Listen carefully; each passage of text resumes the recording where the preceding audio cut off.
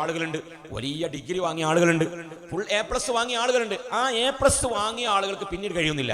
ഞാൻ എൻ്റെ ഒരു അനുഭവത്തിലെ ഒരു കഥ നിങ്ങളോട് പറയാം. ഒരു കൂട്ടുകാരൻ, അദ്ദേഹം വലിയ കഴിവുള്ള ആളാണ്, എല്ലാ വിഷയത്തിലും ഫുൾ A+ വാങ്ങിയ ഒരു കുട്ടിയാണ്. ആ കുട്ടി സുബ്ഹാനല്ലാഹ് അക്കൗണ്ട്സിന്റെ എല്ലാ ഭാഗങ്ങളും ആ കുട്ടി പഠിച്ചിട്ടുണ്ട്. നല്ല കഴിവുള്ള കുട്ടിയാണ്. അവന് 4 ഭാഷകൾ അങ്ങോട്ടും ഇങ്ങോട്ടും ഒക്കെ ട്രാൻസ്ലേഷന് കഴിയും. ഇതെല്ലാവരും കേൾക്കുന്ന ശ്രദ്ധിക്കണം, നന്നാവും. നമ്മളിങ്ങനെ കരുതും, എന്താണ് അവസ്ഥ, എനിക്ക് ഒരു കാര്യം ചെയ്തിട്ട് ശരിയാണില്ല, പൊരണ്ടാക്കി ആ പൊരന്റെ പണി പൂർത്തിയാകുന്നില്ല, ഇല്ലെങ്കിൽ ഞാൻ ഖത്തറിലേക്കൊന്ന് പോയി നോക്കി ശരിയാണില്ല, കുവൈത്തിലേക്കൊന്ന് പോയി നോക്കി ശരിയാണില്ല, UAE 4 വട്ടം വിസിറ്റിങ്ങിന് പോയി ഡേറ്റ് കഴിഞ്ഞപ്പോൾ തിരിച്ച് നാട്ടിൽ പോകുന്നു, ഒന്നും ശരിയായില്ല. ഇങ്ങനെ നാട്ടിൽ ഞാൻ കുറെ ബിസിനസ് തുടങ്ങി, അതിലെ എല്ലാ ബിസിനസ് ചെയ്തതിന് അവസാനം കോഴിക്കാട്ട് ബിസിനസ് വരെ തുടങ്ങി. ഒരാൾ വളമിടാന്, അതുവരെ ക്ലിക്കായി, എല്ലാവർക്കും അത് ശരിയാണ്ട്, എനിക്ക് അതുവരെ ശരിയായില്ല, എല്ലാം നഷ്ടപ്പെടുക. എന്താണ് ഇതിന്റെ കാരണം? അപ്പൊ നമ്മളൊക്കെ പറയും, ഉടനെ ഒരു ഉസ്താദിനെ നമ്മൾ സമീപിക്കും, ഇല്ലെങ്കിൽ ഏതെങ്കിലും ഒരാളെ പോയിട്ട് സമീപിച്ചിട്ട് അദ്ദേഹത്തിനടുത്ത് ഉസ്താദ് എനിക്ക് ഒരു കാര്യം ശരിയാവണില്ല. അപ്പൊ നമ്മൾ ഉടനെ ആ ഉസ്താദിനോട് മറുപടി പറയണം, എങ്ങനെ? അതെനിക്ക് സിഹറാണ്, നല്ല ഇഷ്ടമാണ്, അല്ലെ? സിഹറ എന്ന് പറഞ്ഞാൽ മതി, നല്ല ഇഷ്ടമാണ്. ഇല്ലെങ്കിൽ എന്ത് പറയണം? കൈവശം കുടുങ്ങിയതാന്ന് തോന്നുന്നുണ്ട്, അതുകൊണ്ട് നല്ല ഇഷ്ടമാണ്, അത് ഒഴിവാക്കണം. അത് ഒഴിവാക്കിയാലാണ് എന്റെ പ്രശ്നം തീരുള്ളൂ. പ്രശ്നം അതൊന്നുമല്ല. പ്രശ്നം എന്താണ്? ഇവനെ സംബന്ധിച്ചിടത്തോളം ഈ 4 ഭാഷകൾ, അറബി ഇംഗ്ലീഷിലേക്കും ഇംഗ്ലീഷ് അറബിയിലേക്കും ഇങ്ങനെ തുടങ്ങി 4 ഭാഷകൾ അങ്ങോട്ടും ഇങ്ങോട്ടും ഒക്കെ ട്രാൻസ്ലേഷന് കഴിവുള്ള ഒരു കുട്ടി, വളരെ കഴിവുണ്ട്. സുബ്ഹാനല്ലാഹ്, അവൻ ഗൾഫിലെത്തിയപ്പോ എന്നോട് പറഞ്ഞു, ഉസ്താദേ, എനിക്ക് ഒരു ജോലി നിങ്ങളെ ബന്ധത്തിൽ നമ്മുടെ ബില്ലാദൻ കമ്പനിയിൽ നിങ്ങൾക്ക് പരിചയമുള്ള ഒരാളുണ്ടല്ലോ, അദ്ദേഹത്തിനോട് പറഞ്ഞിട്ട് നിങ്ങൾ എനിക്കൊരു ജോലി വാങ്ങിത്തരണം. ഇവന്റെ CV നോക്കിയാൽ ഭയങ്കര ഉഷാറാണ്, ഒരുപാട് കമ്പനിയിൽ ഒരു പ്രാക്ടിക്കൽ എടുത്ത ഒരുപാട് സംഗതികളുണ്ട്. അങ്ങനെ സുബ്ഹാനല്ലാഹ്, ഇവനെ സംബന്ധിച്ചിടത്തോളം ഇവന്റെ CV കണ്ടപ്പോൾ ഈ കമ്പനിയിൽ എത്തിയപ്പോ, ബില്ലാദൻ കമ്പനി എന്ന് പറഞ്ഞാൽ നിങ്ങൾക്കറിയാം, വലിയ കമ്പനിയാണ്. മക്കയിൽ ക്ലോക്ക് ടവർ ഉണ്ടാക്കിയത് ആ കമ്പനിക്കാരാണ്, വലിയ വലിയ പാലങ്ങൾ ഉണ്ടാക്കിയത് അവരാണ്. ഈ കഥ മാത്രമേ ഞാൻ പറയുന്നുള്ളൂ. എന്റെ കുട്ടികൾ ധാരാളം ഇവിടെ ഉണ്ട്, ധാരാളം മക്കൾ ഇവിടെ ഉണ്ട്. ഈ മക്കളൊക്കെ പഠിക്കണം, ഉഷാറാവണം. അൽഹംദുലില്ലാഹ്, അവർക്കൊക്കെ പിന്നെ വലിയ വലിയ സ്ഥാനത്ത് എത്തണം എന്ന് കരുതി പഠിക്കുന്ന മക്കളാണ്. ഈ പഠിക്കുന്ന മക്കൾ എന്തുകൊണ്ടാണ് നമ്മളൊരു സ്ഥാനത്ത് എത്തിപ്പെടാത്തത്? ചില ആളുകൾ നമുക്കറിയാം, പഠിക്കുന്ന കാലത്ത് ചില കഴിവൊന്നും ഉണ്ടാവില്ല, മോശമായി. കാരണം നമ്മളെ ക്ലാസ്സിൽ വളരെ മോശമാണ്. ക്ലാസ്സിൽ നിന്ന് ടീച്ചേഴ്സ് ക്വസ്റ്റ്യൻ ചോദിച്ചു കഴിഞ്ഞാൽ ആൻസർ ഒന്നും കറക്റ്റ് ആയിട്ട് പറയാൻ കഴിയൂല. അങ്ങനെ എത്ര പഠിച്ചാലും വർക്കൊക്കെ കറക്റ്റായി ചെയ്തുകൊണ്ടുവരും, വീട്ടിൽ നിന്നുള്ള ഹോംവർക്കൊക്കെ ചെയ്ത് എല്ലാം ഉഷാറായി വരും, പക്ഷേ അവനൊന്നും കിട്ടൂല. പക്ഷെ അപ്പൊ നമ്മൾ അവനൊക്കെ ഒരു മൊയന്തനായി, അല്ലെങ്കിൽ അവനൊന്നും കിട്ടാത്ത ഒരാളാണ് എന്ന് നമ്മൾ കരുതും. കിട്ടുന്ന നല്ല കുട്ടികളുണ്ടാവും, ഫുൾ A+ ഒക്കെ വാങ്ങിയ കുട്ടികളുണ്ടാവും. ഈ കുട്ടികളെ കുറിച്ച് നമുക്ക് നല്ല പ്രതീക്ഷയും ഉണ്ടാവും. എന്തുകൊണ്ടാണ് നമ്മൾ ഇതുകൊണ്ട് ആവാത്തത്? സുബ്ഹാനല്ലാഹ്, ഇവന്റെ ഒരു കഥയാണ് ഞാൻ നിങ്ങളുടെ മുമ്പിൽ വെക്കുന്നത്. ബഹുമാനപ്പെട്ട മൂസാ നബി അലൈഹി സ്വലാത്തു വസ്സലാമിന്റെ കഥയോ ഇല്ലെങ്കിൽ ബഹുമാനപ്പെട്ട ശിബിലി ഇമാമിന്റെ കഥയൊന്നും ഞാൻ നിങ്ങളോട് പറയുന്നില്ല. എന്റെ ഈ ഒരു പ്രഭാഷണത്തിലൂടെ എന്റെ പ്രിയപ്പെട്ട കുട്ടികൾ എല്ലാവരും നന്നാവാനുള്ള ഒരു മനസ്സുണ്ടാവണം. SSFന്റെ ഈ സാഹിത്യോത്സവം 29ാമത്തെ സാഹിത്യോത്സവത്തിന്റെ സമാപന സമയത്ത് നമ്മൾ കഴിഞ്ഞ് ദുആ ചെയ്തു പോകുമ്പോൾ നമ്മൾ നല്ല അച്ചടക്കമുള്ള നല്ല കുട്ടികളായി മാറണം. ഈ സമൂഹത്തിന് വേണ്ടി, ഈ പ്രസ്ഥാനത്തിന് വേണ്ടി, അയൽവാസികൾക്ക് വേണ്ടി, നാടിന് വേണ്ടി ശബ്ദിക്കുന്ന നല്ല മക്കളായി തീരണം. അള്ളാഹു നമുക്ക് അതിന് തൗഫീഖ് നൽകുമാറാകട്ടെ. പ്രിയപ്പെട്ട കൂട്ടുകാരൻ അവന്റെ CV കമ്പനിയിലെത്തി. അവന്റെ ബയോഡാറ്റ കമ്പനിയിലെത്തിയപ്പോ അൽഹംദുലില്ലാഹ് അതിലിങ്ങനെ നോക്കുമ്പോൾ നല്ല ഉഷാറാണ്. അവന് നല്ല ജോലി കൊടുത്തു. അവിടുത്തെ ഒരു ഓഫീസിലുള്ള ഒരു അസിസ്റ്റന്റ് സെക്രട്ടറി ആയിട്ട് ജോലി ചെയ്യാണ്. അവന്റെ സാലറി എത്രയെന്ന് അറിയാമോ? 8000 റിയാലാണ് അവന്റെ സാലറി. എല്ലാവരും ശ്രദ്ധിക്കണം, 8000 റിയാൽ എന്ന് പറഞ്ഞാൽ എത്ര ഉണ്ടാവും? സുബ്ഹാനല്ലാഹ്, ഏകദേശം 1.5 ലക്ഷം രൂപയായി. 1.5 ലക്ഷം രൂപ ശമ്പളമായി. പിന്നെ റൂമിന് ഒരു 1500 റിയാൽ കമ്പനി കൊടുക്കും, റൂം താമസിക്കാൻ വേണ്ടി. മലയാളികളായതുകൊണ്ട് 100 രൂപയുടെ റൂം താമസിച്ച് ബാക്കി 1400 പോക്കറ്റിലിടും. കാരണം ഇവിടെ വന്നിട്ട്, നാട്ടിൽ വന്നിട്ട് അറയൊക്കെ ഉണ്ടാക്കണ്ടേ? ഇവിടെ നമ്മുടെ നാട്ടിലൊക്കെ വന്നിട്ട് എന്ത് ചെയ്യണം? പെണ്ണിനെ കല്യാണം കഴിക്കാൻ 8 ലക്ഷം റുപ്യന്റെ അറ ഉണ്ടാക്കണം, 5 ലക്ഷം റുപ്യന്റെ അറ ഉണ്ടാക്കണം, 6 ലക്ഷം റുപ്യന്റെ അറ ഉണ്ടാക്കണം. അതുകൊണ്ട് എങ്ങനെങ്കിലുമൊക്കെ ഇടങ്ങേറായി കഷ്ടപ്പെട്ട് ജീവിക്കണം. സത്യത്തിൽ ഒരു മലയാളി ജീവിക്കുന്നില്ല. ജീവിക്കാതെ മരിക്കുന്ന ഒരാളുണ്ടെങ്കിൽ ലോകത്തുണ്ടെങ്കിൽ അത് മലയാളികൾ മാത്രമാണ്. അന്തമില്ലാത്ത ആളുകൾ. മറ്റുള്ള സമൂഹത്തിന് വേണ്ടി, ആർക്കോ വേണ്ടി ജീവിക്കുക, മക്കൾക്ക് വേണ്ടി, മരുമക്കൾക്ക് വേണ്ടി, പേരമക്കൾക്ക് വേണ്ടി ജീവിച്ച് സ്വന്തം ആയുസ് മുഴുവൻ നഷ്ടപ്പെട്ട് ഭാര്യയോട് കൂടെ കഴിഞ്ഞില്ല, മക്കളോട് കൂടെ കഴിഞ്ഞിട്ടില്ല. മക്കള് പിന്നെ എന്തൊക്കെയായി കുറെ കഴിയുമ്പോൾ പറയും, ഉസ്താദേ ഞാൻ പറഞ്ഞത് കേൾക്കുന്നില്ല. ഇനി ഞാൻ തരുവണയിൽ നിന്ന് വരുമ്പോൾ ഒരാൾ എന്നെ കാണാൻ വേണ്ടി വന്നു. ഞാൻ ഭക്ഷണം കഴിക്കാൻ, അദ്ദേഹം പറഞ്ഞു, ഉസ്താദേ എന്റെ കുട്ടി ഒന്നും പറഞ്ഞു കേൾക്കുന്നില്ല, അതുകൊണ്ട് നിങ്ങളൊന്ന് മന്ദിരിക്കണം. ഞാൻ അവനോട് വിളിച്ചിട്ട് ചോദിച്ചു, മോനെ നീ ഒന്നും മന്ദിരിക്കണത് എന്താ? എന്റെ വാപ്പച്ചി ഇങ്ങനെ പറയണെന്ന്. വാപ്പച്ചിക്ക് സുഖമല്ല. ഞാൻ പറയാം, നേരെ എടുത്തേക്ക്. ഞാൻ ആകെ എന്താ ഇനി അവനോട് പറയണേ? ഓൻ പറയണേ, വാപ്പച്ചിക്ക് സുഖമല്ല ഉസ്താദേ. പിന്നെ എങ്ങനെയാ? എനിക്ക് എന്താ സുഖമില്ലാത്തത്? ഈ വെക്കേഷൻ ടൈമിൽ സമ്പൂർണ്ണ ലോക്ക്ഡൌൺ വന്നപ്പോൾ ഒരു മൊബൈൽ വാങ്ങി തന്നില്ല. അപ്പൊ സുഖമില്ലാറിനെയാ. പിന്നെ ഞാൻ ഓന്റെ ആളായി, അല്ലാതെ ഓന്റെ രക്ഷല്ല. അങ്ങനെ രക്ഷയില്ല. അപ്പൊ അവന്റെ പ്രശ്നം, ഞാൻ പഠിക്കണമെങ്കിൽ എനിക്ക് മൊബൈൽ വാങ്ങി തരണം, ഇല്ലെങ്കിൽ കമ്പ്യൂട്ടർ വാങ്ങി തരണം. അപ്പൊ നിനക്ക് എന്തിനാ താല്പര്യം? എനിക്ക് IT ആണ് പഠിക്കാൻ. ഓക്കെ, എന്നാൽ നമുക്ക് IT പഠിക്കാം, ഇൻഷാ അല്ലാഹ് നിനക്ക് നല്ല ഒരു കമ്പ്യൂട്ടർ വാങ്ങി തരാം. അടുത്ത 15-ാം തീയതി ഞാൻ ഇങ്ങോട്ട് വരുന്നുണ്ട്, അന്ന് നിന്റെ പ്രശ്നത്തിന് പരിഹാരങ്ങളും. പക്ഷേ നീ നല്ല കുട്ടിയായി ജീവിക്കണം. റെഡി? ഉസ്താദ് പറഞ്ഞതുപോലെ തന്നെ ഞാൻ റെഡിയാവും. അടുത്ത 15-ാം തീയതി ഉറപ്പല്ലേ എന്ന് ചോദിച്ചിട്ടുണ്ട്. ഉറപ്പാണ്. പക്ഷേ വാപ്പക്ക് നിന്നെ പറ്റി ഒരു പരാതി ഉണ്ടാകാൻ പാടില്ല. ഇല്ല, ഒരു പരാതി ഉണ്ടാവില്ല. ആ വാപ്പയെ കുറിച്ച് ആ മോൻ പറഞ്ഞത് എന്താണ്? വാപ്പക്ക് സുഖല്ല, എനിക്കല്ല സുഖമില്ലാത്ത, വാപ്പാക്കാ സുഖമില്ലാത്ത. വാപ്പ ഓൻ പറഞ്ഞ സുഖമില്ല എന്നാണ് മന്ത്രിക്കാൻ കൊണ്ടുവന്നതാ. മന്ത്രിക്കാൻ വേണ്ടി കൊണ്ടുവന്നപ്പോൾ വാപ്പാനെ പറ്റി ഓൻ പറയണം ഓന് സുഖലാണ്. ഈ ഒരു അവസ്ഥയിലായി എങ്ങനെ ഉണ്ടാവും? ഇതൊരു വലിയൊരു പ്രയാസമാണ്. അതുകൊണ്ട് തന്നെ നമ്മൾ ഒരു കുടുംബത്തിന്റെ വലിയ വെറുതെ ടെൻഷനായിക്കൊണ്ടുള്ള വലിയ ഒരു പ്രവർത്തനമാണ് മലയാളികളാകുന്ന ആളുകളിലുള്ളത്. അതുകൊണ്ട് തന്നെ ഇവനെ സംബന്ധിച്ചിടത്തോളം 1500 റൂമിന് കിട്ടുന്ന കാശിൽ നിന്ന് 100 റിയാലിന്റെ റൂമിൽ താമസിച്ച് ബാക്കി 1400 റിയാൽ റൂമിൽ പോക്കറ്റിൽ അവൻ വെക്കുകയാണ്. എന്തിനു വേണ്ടിയാണ്? നാട്ടിലെത്തണം, ഒരുപാട് മാമൂലികൾ തീർക്കാനുണ്ട്. കല്യാണത്തിന്റെ തലേ ദിവസങ്ങളിൽ ഒരു 4 ചോറ് വെക്കാൻ ഞാൻ മോശല്ലേ? മുടിയളീച്ചലിന് അല്ലേ നല്ല ഒരു 2 പോത്തിനെ അറുത്തില്ലെങ്കിൽ മോശല്ലേ? ഈ മോശല്ലേ എന്ന് കരുതിയിട്ട് ഒരാൾ അറണ്ടാക്കി നോട്ടിക്കോ. അറന്റെ ആളുകളല്ലേ നിങ്ങൾ ആയിരിക്കും, കണ്ണൂർ ഭാഗമാണല്ലോ. അപ്പൊ അതുകൊണ്ട് അതില്ല ഞാൻ മോശം. കടക്കെ വാങ്ങി ടെൻഷനായി. ഒരു മോളെ കല്യാണം കഴിക്കുമ്പോഴത്തേന് സുബ്ഹാനല്ലാഹ് 5 ലക്ഷം 10 ലക്ഷം റുപ്യന്റെ അറ ഉണ്ടാക്കിയിട്ട് ഇവങ്ങനെ ടെൻഷനായി. എന്താ മോനെ ടെൻഷൻ? ഒരുപാട് കടാണ് ഉസ്താദെ, ലോൺ എടുത്തുകണ്. ഈ ലോൺ വീട്ടണം. എന്തിനാ ലോൺ എടുത്തത്? ഇതിന് അറണ്ടാക്കാൻ വേണ്ടിയിട്ട്. ഞാൻ അറയും മര്യാദയ്ക്ക് കടന്നുറങ്ങണ്ട ആരെങ്കിലും ഇല്ല. ആറൊക്കെ അടച്ചിട്ടൊക്കെയാണ്. കാരണം പുയ്യാപ്പളുടെ റൂമാണ്, അതിക്ക് ആർക്കും കടക്കാൻ പറ്റൂല. മരിച്ചാലും പുയ്യാപ്പള എന്നെ ഇവിടെ സുബ്ഹാനല്ലാഹ് പുയ്യാപ്പള മരിച്ചതേ ഇവിടെ പറയുള്ളൂ. നല്ല പുയ്യാപ്പളായി. ഞങ്ങളുടെ നാട്ടിൽ അങ്ങനെ പറയില്ല. നമ്മുടെ ഫസ്റ്റത്തെ ഒരു സൽക്കാരം കയ്യോളം മാത്രമേ പുയ്യാപ്പള ഉള്ളൂ മലപ്പുറം ജില്ലയിൽ. അത് കഴിഞ്ഞാൽ പിന്നെ പുയ്യാപ്പള എന്നാണ്. പുയ്യാപ്പളമാണ് ഇതെന്ന് പറയും അല്ലെ. ഇവിടെ ഇങ്ങനെ ബഹുമാനിച്ച് ആരാധന നടത്തിയിട്ട് ആ പുയ്യാപ്പളോട്. അപ്പൊ ആ അറയിലേക്ക് ആര് കടക്കാൻ പാടില്ല? മക്ബറിന്റെ കാര്യമാണ്. കടക്കുന്ന ഒരാൾ മാത്രമേ ഉള്ളൂ, പിന്നെ വേറെ ആരും ഉണ്ടാവില്ല അല്ലേ? സുബ്ഹാനല്ലാഹ് ഇതിനു വേണ്ടി നമ്മൾ കഷ്ടപ്പെട്ടുണ്ടാക്കുകയാണ്. കടം വാങ്ങി ഒരു നമ്മുടെ 60 വയസ്സിലേക്ക് 40 വയസ്സിന്റെ നല്ലൊരു ജീവിതം നമ്മൾ നഷ്ടപ്പെടുത്തി കളയാണ്. സുബ്ഹാനല്ലാഹ് മതി കൊടുത്ത് അവിടെ കുത്തണം മതിയോളാം. അങ്ങനത്തെ കിട്ടിയ ഭയങ്കര സ്ഥലം. എന്നാ പോലെ വായിക്കുമായിട്ടല്ലേ? ഞാൻ എല്ലാവരും ചോദിക്കുമോ വായിച്ചിക്കണോ? അപ്പൊ അതുകൊണ്ട് നിങ്ങൾക്ക് A+ വേണ്ടെന്നാ തോന്നുന്നത്. എനിക്ക് A+ കിട്ടാനുള്ള വയലപ്പം പറയണേ. അങ്ങനെ ഇവനെ സംബന്ധിച്ചിടത്തോളം ഇത്രയും ക്യാഷുണ്ട്. പിന്നെയോ 3 മാസം കമ്പനിയിൽ കണ്ടിന്യൂ ആയി ജോലി ചെയ്താൽ നല്ലൊരു കാർ കൊടുക്കും കമ്പനി. പിന്നെ 6 മാസം ആയാലോ സുബ്ഹാനല്ലാഹ് ഫാമിലി കൊണ്ടുവരാനുള്ള സൗകര്യം ചെയ്തു കൊടുക്കും. ഇനി എന്താ വേണ്ടത്? ഒരു കൊല്ലായാൽ കമ്പനി ലീവാണ്, 15 ദിവസം ലീവ് സാലറി. അവന് കോഴിക്കോട് ഫ്ലൈറ്റ് ഇറങ്ങാനുള്ള ടിക്കറ്റ്, തിരിച്ച് ജിദ്ദയിലെത്താനുള്ള ഫ്ലൈറ്റിനുള്ള ടിക്കറ്റ്, പിന്നെ കോഴിക്കോട് ഇറങ്ങിയിട്ട് വീട്ടിലെത്തുന്നവരെയുള്ള ടാക്സിയുടെ കൂലി, 15 ദിവസത്തിന്റെ ഇടയിൽ പനി പിടിച്ചാൽ പാരസിറ്റാമോൾ വാങ്ങി കുടിച്ചതിന്റെ ബില്ല് അടക്കം ഈ കമ്പനി പേ ചെയ്യും. എന്താ ഇത്രയും സുന്ദരമായ രൂപത്തിൽ അവൻ നല്ല ശമ്പളം വാങ്ങുന്ന ഒരാള്. ഞാൻ പിന്നെ ഒരു ദിവസം അവനെ കാണാൻ നിൽക്കുകയാണ്. കാരണം നമ്മൾ അവനോട് പിന്നെ ഈ ജോലിയൊക്കെ ആക്കി കൊടുത്ത് നമുക്ക് വലിയ മെച്ചൊന്നുമില്ലല്ലോ. ഏതെങ്കിലും പള്ളിയോ മദ്രസയൊക്കെ ഉണ്ടാക്കുമ്പോൾ ഓനോട് ചോദിക്കാടാ ഇവിടെ ഒരു പള്ളി ഉണ്ടാക്കില്ല, മദ്രസ ഉണ്ടാക്കുന്നുണ്ട്, എന്തെങ്കിലുമൊക്കെ ചെറിയൊരു സംഭാവന കൊണ്ടാ എന്ന് കരുതി. പിന്നീട് ഞാൻ അവനെ കണ്ടപ്പോൾ ചോദിച്ചാൽ പറഞ്ഞു, പ്രായത്തന്നല്ലേ, ജോലിയൊക്കെ സന്തോഷമായിട്ട് പോണില്ലേ? അല്ല ഉസ്താദെ ഞാൻ അവിടുന്ന് ഇറങ്ങിയാലോ പറഞ്ഞു. എന്തിനാ ഇറങ്ങിയന്? ഒന്നുമില്ല ഉസ്താദെ, ഞാൻ അവിടുന്ന് ഇറങ്ങിയ. എന്താ ഞാൻ അവിടെ ഇറങ്ങി? 26 ദിവസമായപ്പോൾ ഞാൻ അവിടുന്ന് ഇറങ്ങിക്കണെന്ന്. അതെ, അത് ശരിയാവില്ല ഉസ്താദെ, അത് ശരിയാവില്ല. അപ്പൊ 2 ലക്ഷം റുപ്യ മാസം കിട്ടിയിട്ട് ശരിയാവില്ല. നിങ്ങൾക്ക് ആർക്കും തോന്നുന്നുണ്ട് 2 ലക്ഷം റുപ്യ മാസം ശമ്പളം കിട്ടിയാൽ സുബ്ഹാനല്ലാഹ് എങ്ങനെങ്കിലും അഡ്ജസ്റ്റ്മെന്റ് ചെയ്ത് അവിടെ കൂടണ്ടേ? ഇവൻ പറഞ്ഞാൽ അത് ശരിയാവില്ല. അത് ശരിയാവില്ല എന്ന് പറഞ്ഞ ഒരു ശൈത്താന്റെ പേരാണ്. ഈ ശരിയാവില്ല തോന്നുന്ന ഒരു ശൈത്താന്റെ പേരാണ്. ശൈത്താന് പ്രത്യേക ഒരു പേരൊന്നുമില്ല. അപ്പൊ അങ്ങനെ പേര് വരലാണ്. ഇവിടെ ഇങ്ങനെ കുത്തിരിക്കുമ്പോൾ നിങ്ങൾക്ക് മറ്റോനൊന്ന് തോണ്ടണം തോന്നിയാൽ ആ തോന്നലാണ് ആ ശൈത്താന്റെ പേര്. അങ്ങനെ വെറുതെ ഇങ്ങനെ ഇരിക്കുമ്പോൾ ഓനം തോണ്ടി വെക്കാണ്. മറ്റോൻ തൊപ്പിട്ട് കാണാം, ആ തൊപ്പി മെല്ലെ വേക്കുള്ള വലിക്കും. അപ്പൊ ഓൻ എന്ത് ചെയ്യും? ആ വലി അങ്ങനെ തോന്നലാണ് ശൈത്താൻ. അപ്പൊ ശൈത്താൻ നിങ്ങളൊപ്പം ഇങ്ങനെ ഉണ്ട്. മൂപ്പർ ഇങ്ങനെ കളിച്ചാണ്. ചെറിയ കുട്ടികളെ നിങ്ങൾ 4 വയസ്സായത് 3 വയസ്സായത് 8 വയസ്സായത് 15 വയസ്സ് SBS-ഉം SSF-ന്റെയും മുസ്ലിം ജമാഅത്തിന്റെ ഒക്കെ വലുപ്പത്തിലുള്ള ചൈത്താന്മാർ ഇങ്ങനെ ഉണ്ടാവും. ഒരാൾക്ക് ഇങ്ങനെ തോന്നുകയാണ്, പ്രായക്കായ ഒരു മുസ്ലിം ജമാഅത്ത് പെട്ട ഒരാളാണ്. മൂപ്പർക്ക് ഇനിയിപ്പോൾ വയതിനൊന്നും പോകാൻ വയ്യ, ഞാൻ പോയിട്ട് വേഗം കടന്നുറങ്ങാം. സുബ്ഹാനല്ലാഹ് അങ്ങനെ മൂപ്പര. അപ്പൊ അതാ കൂടിയത്. അപ്പൊ ശൈത്താൻ ഇങ്ങനെ ഒരു പ്രത്യേക പേരൊന്നുമില്ല. ഒരാൾ സുബഹി നിസ്കരിക്കാൻ വേണ്ടിയിട്ട് അങ്ങനെ അലാറൊക്കെ വെച്ച് കടന്നുറങ്ങി സങ്കല്പിച്ചോ.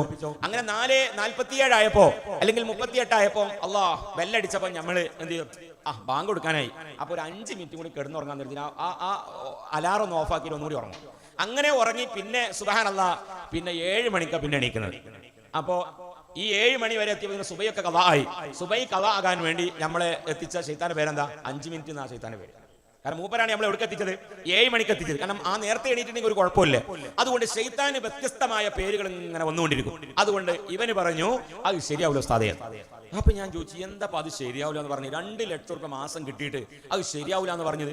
അപ്പൊ ഞാൻ പറഞ്ഞു, എനിക്ക് എന്തോ ഒരു കാര്യമായ ഒരു പ്രയാസം എനിക്ക് വന്നിട്ടുണ്ട്, എന്തോ ഒരു കുരുത്തക്കേട് എൻ്റെ അടുത്തുണ്ട്. അതാണ് എനിക്ക് ജോലി ശരിയാകാത്തത്, ഇല്ലെങ്കിൽ നിങ്ങൾ കിട്ടിയ ജോലിയിൽ നിൽക്കാത്തത്. അതാ ഞാൻ പറഞ്ഞത് ഫുൾ A+ കിട്ടുകയും കിട്ടിയതിന് ശേഷം ഫുൾ A+ കിട്ടുക എന്ന് പറഞ്ഞാൽ കിട്ടിയ ജോലിയിൽ സ്ഥിരമായി ജോലി ചെയ്യാനുള്ള കഴിവ് ഉണ്ടാകുക, തൗഫീഖ് ഉണ്ടാവുക എന്നുള്ളത്.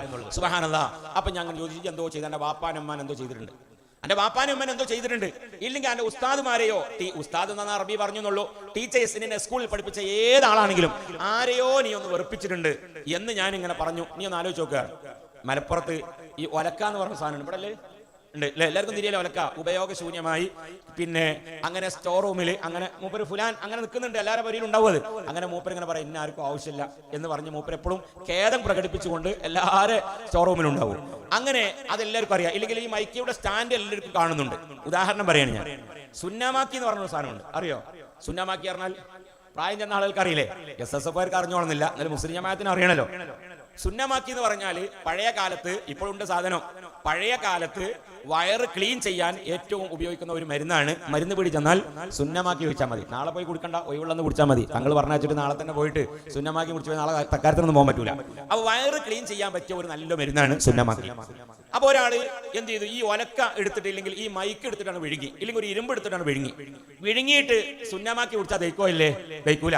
കാരണം എന്താണ്? അത് മേജർ ഓപ്പറേഷൻ ആണ്. അതിനാണ് ഈ കുരുത്തക്കേട് പൊരുത്തക്കേട് എന്ന് പറയുന്ന സാധനം. എന്നതുപോലെ ഈ ഒരു ചെക്കനോട് ഞാൻ ചോദിച്ചു, മോനെ നീ എന്തോ ചതിച്ചിട്ടുണ്ട്, നീ നിന്റെ ഉപ്പയെയോ നിന്റെ ഉമ്മയെയോ അതില്ലെങ്കിൽ നീ സ്കൂളിൽ പഠിച്ച ഏതെങ്കിലും ടീച്ചേഴ്സിനോ നീ വെറുപ്പിച്ചിട്ടുണ്ടോ എന്ന് ചോദിച്ചപ്പോ, ഉസ്താദേ ഞാൻ ഒന്ന് ആലോചിച്ച് നോക്കട്ടെ. അങ്ങനെ ഇങ്ങനെ ആലോചിച്ചിട്ട് അവൻ പറഞ്ഞു, ഇവിടെയാണ് എന്റെ കുട്ടികളെ ശ്രദ്ധ ഞാൻ കൊണ്ടുവരുന്നത്. അവൻ പറഞ്ഞു, ഉസ്താദേ ഞാൻ ഒരു കാര്യം ചെയ്തിട്ടുണ്ട്, അതിന് പറയാൻ. എന്താ പറഞ്ഞത്? SSLCയിൽ ഞാൻ പഠിക്കുന്ന സമയത്ത് ലാസ്റ്റ് സബ്ജക്ട് എക്സാം കഴിഞ്ഞ് പരീക്ഷാ ഹാളിൽ നിന്ന് പുറത്തിറങ്ങുമ്പോ ഒരു ടീച്ചർ ഉണ്ടായിനി അവിടെ. ലാസ്റ്റ് അങ്ങനെ ഒരു സെന്റ് ഓഫ് നടത്തലുണ്ടല്ലോ ഇവിടെയൊക്കെ സെന്റ് ഓഫ് നടത്തി പോകും. അപ്പൊ പിന്നെ 1ാം ക്ലാസ്സിൽ തന്നെ സെന്റ് ഓഫ് നടത്താൻ. ആ സെന്റ് ഓഫിന് പല പരിപാടിയും ചെയ്യും. സ്കൂളിൽ ഒരു ഫാൻ കറങ്ങുന്നുണ്ടെങ്കിൽ ആ ഫാൻ കറങ്ങാൻ പാടില്ല. അടുത്ത ജൂൺ 1 സ്കൂൾ ഇറങ്ങുമ്പോൾ ആ ഫാൻ കറങ്ങാൻ പാടില്ല. കറങ്ങാതൊക്കെ എന്തെല്ലാം മിക്കർസ് കാട്ടുമൊക്കെ കാട്ടും. ബാത്റൂമിൽ വെള്ളം വരുന്ന പൈപ്പ് ഉണ്ടെങ്കിൽ ആ പൈപ്പിൽ പിന്നെ അടുത്ത ജൂൺ 1 സ്കൂൾ ഉറക്കുമ്പോൾ ചെയ്യാൻ പാടില്ല, വെള്ളം വരാൻ പാടില്ല.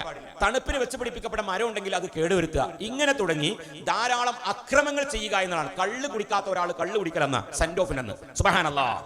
അതൊക്കെ അനുവദനീയമായി കണക്കൂട്ടിയ ചില ആളുകളുണ്ട്, ചില രക്ഷിതാക്കന്മാരുണ്ട്. അത് സെന്റ് ഓഫിനല്ല ഉസ്താദേ, കല്യാണത്തിന്റെ തലേ ദിവസങ്ങളിൽ കള്ള് കുടിക്കുന്നത് പോലെ. സുബ്ഹാനല്ലാഹ്, സുബ്ഹാനല്ലാഹ്. കല്യാണത്തിന്റെ തലേ ദിവസം കുട്ടികൾ എന്ത് പേക്കൂത്ത് ചെയ്താലും അത് മുഴുവനും അനുവദനീയമാണെന്ന് മനസ്സിലാക്കിയ ചില രക്ഷിതാക്കന്മാരുണ്ട്. അത്തരക്കാരാകുന്ന ആളുകളൊക്കെ ശ്രദ്ധിക്കുക. അങ്ങനെ സുബ്ഹാനല്ലാഹ്, ഇവൻ എന്ത് ചെയ്തു? ഇവൻ എന്താ ചെയ്തത്? ഒന്നുമില്ല. ലാസ്റ്റ് സബ്ജക്ട് എക്സാം കഴിഞ്ഞ് പരീക്ഷാ ഹാളിൽ നിന്ന് പുറത്തെറിഞ്ഞിരുന്നു ഞങ്ങൾ. ഇതാണ് സെന്റ് ഓഫ്. ഒരു ടീച്ചർ കല്യാണ ക്ലാസ് ഒക്കെ കഴിഞ്ഞ് പോന്നപ്പോ സെന്റ് ഓഫ് നടത്താൻ ടീച്ചറെ കല്ലെടുത്തു. അപ്പൊ ഞാൻ തമാശ ചോദിച്ചടാ, കല്ലുകൊണ്ട് അറിഞ്ഞ വെട്ടല്ലോണ്ടിട്ട് അറിഞ്ഞത് അല്ല, നിങ്ങൾ എല്ലാരും കൂടെ കൂടി അറിയാൻ? അല്ല ഉസ്താദേ, എറിഞ്ഞത് ഞാൻ ഒറ്റക്കാണ്, എന്റെ കൂടെ 8 ആളുകളും ഉണ്ടായിരുന്നു. ഞങ്ങൾ ഒന്നിച്ചൊരു ലൈനായി നിന്നാ ഞങ്ങൾ എറിഞ്ഞത്.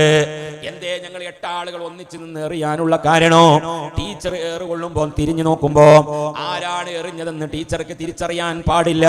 അതുകൊണ്ടാണ് ഞങ്ങൾ 8 ആളുകൾ ഒന്നിച്ച് നിന്നത്. അപ്പൊ ഞങ്ങളെ മുമ്പ് ഇങ്ങനെ തിരിഞ്ഞിക്കാണ്. ഞാൻ ഇങ്ങോട്ട് തിരിഞ്ഞാൽ നിങ്ങളെ ഇമാമാണ്. ഞാൻ എന്റെ മുമ്പിൽ ആരുമില്ല, ബാക്കിൽ നിങ്ങളൊക്കെ മൗമൂമിങ്ങളാ. നിങ്ങൾ ആരെങ്കിലും ഒരാൾ എറിഞ്ഞ അങ്ങനെ ഉണ്ടാവും ഇമാമിനെ, അല്ലേ? ഇമാമിനെ എറിഞ്ഞ അങ്ങനെ ഉണ്ടാവും. സുബ്ഹാനല്ലാഹ്. ആരാ എറിഞ്ഞതെന്ന് അറിയില്ല. എന്നതുപോലെ ടീച്ചറെ ഞങ്ങൾ കല്ലെടുത്തെറിഞ്ഞിരുന്നു. അതായിരുന്നു ഞങ്ങൾ സെന്റ് ഓഫിന് ചെയ്തത്. ടീച്ചർ എന്ത് ചെയ്തു? ടീച്ചർ ഒന്നും ചെയ്തില്ല. ഞങ്ങളോട് ഒരു 5 മിനിറ്റ് നേരം ഞങ്ങളെ മുഖത്തേക്ക് ഇങ്ങനെ നോക്കിയിരുന്നു. ഒരു 5 മിനിറ്റ് നേരം ടീച്ചർ എറിഞ്ഞിട്ട് ഒരു 5 മിനിറ്റ് നേരം ടീച്ചർ മുഖത്തേക്ക് നോക്കിയിരുന്നു. അതാണ്, ആ നോട്ടമാണ് കുരുത്തക്കേട്. ചില ആളുകൾ കുരുത്തക്കേട് എന്ന് പറഞ്ഞാൽ എന്താണ്?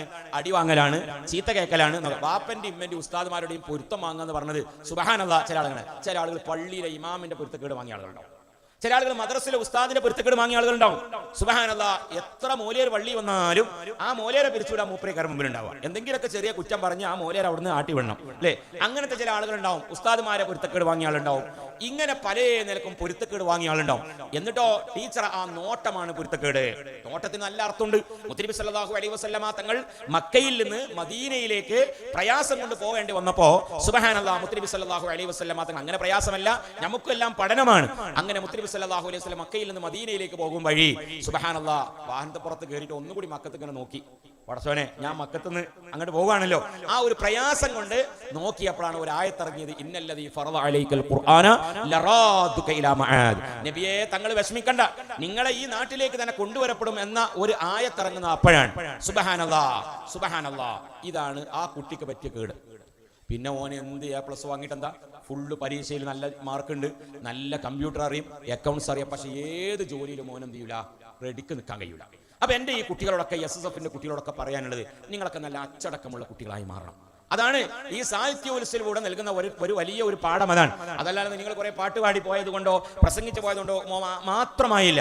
നിങ്ങൾ നല്ല അതവുള്ള കുട്ടികളായി മാറണം. എപ്പോഴും ഉണ്ടാവും. വാപ്പനെയും ഉമ്മനെയും അനുസരിക്കാത്ത മക്കളായി മാറരുത്. വാപ്പനെയും ഉമ്മനെയും ചീത്ത പറയുന്ന മക്കളായി മാറരുത്. ചില ആളുകൾ വാപ്പയുടെ പേരുകൾ വായിക്കുന്ന ആളുകളുണ്ട്. ദാരിദ്ര്യം ഉണ്ടാകുന്ന ധാരാളം കാരണങ്ങൾ പറഞ്ഞിട്ടുണ്ട്. ആ ദാരിദ്ര്യം ഉണ്ടാകുന്ന ആളുകളെ കുട്ടി പറഞ്ഞുകൊടുത്ത് കാണാം, ചില സ്ഥലത്ത് കാണാൻ കഴിയും. സുബ്ഹാനല്ലാഹ്, അതിൽപ്പെട്ട ഒന്നാണ് വാപ്പന്റെയും ഉമ്മന്റെയും പേര് വിളിക്കുന്ന ആളുകൾ. വാപ്പന്റെ ഉമ്മന്റെ പേര് വിളിച്ചാൽ അവർക്ക് ദാരിദ്ര്യം ഉണ്ടാകുമെന്നാണ് ഒന്ന്. രണ്ടാമത്, വാപ്പന്റെ ഉമ്മന്റെ മുമ്പിൽ നടന്നാൽ എങ്ങനെ ഉണ്ടാവും, ഓനും ദാരിദ്ര്യം ഉണ്ടാവും. സുബ്ഹാനല്ലാഹ്, ഇങ്ങനെ കുറെ കാരണങ്ങളുണ്ട്. വേറൊരു കാരണമാണ് സ്ഥിരമായി രാത്രി അടിച്ചു വരുന്ന പെണ്ണുങ്ങൾ. വീട്ടിലുണ്ടാവും, രാത്രി ഒന്നും ഇങ്ങനെ അടിച്ചു തരാം.